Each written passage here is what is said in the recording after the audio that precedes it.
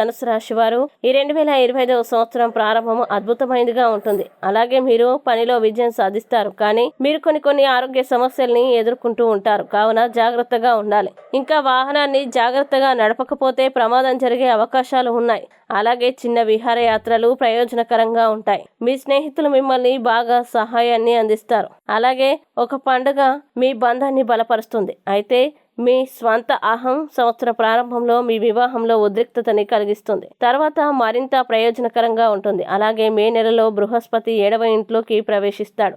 ఇది వివాహ సమస్యల్ని పరిష్కరిస్తుంది. ప్రజల మధ్య ఆప్యాయత ఎక్కువగా ఉంటుంది. ఇంకా ఆర్థిక ప్రయోజనాలు ఉంటాయి మరియు నిర్ణయం తీసుకునే సామర్థ్యం పెరుగుతుంది. అలాగే బృహస్పతి మే నుండి 7వ స్థానం నందు సంచరించడం, శని 4వ స్థానం నందు సంచరించుట చేత, ఇంకా రాహువు మే నుండి 3వ స్థానం నందు మరియు కేతువు మే నుండి 9వ స్థానం నందు సంచరించుట చేత ధనుస్సు రాశి వారికి 2025 సంవత్సరం పూర్తిగా చూస్తే అంతగా అనుకూలంగా లేదు. ఇక ధనుస్సు రాశి వారికి 2025 సంవత్సరం యొక్క వార్షిక రాశి ఫలాలు చేయాల్సిన పరిహారాలు గనక చూసినట్లయితే, ధనుస్సు రాశి వారు ప్రతి సోమవారం శివుని ఆలయానికి వెళ్లి ఆయనకు కొబ్బరికాయ సమర్పించి పాలతో అభిషేకం చేయండి.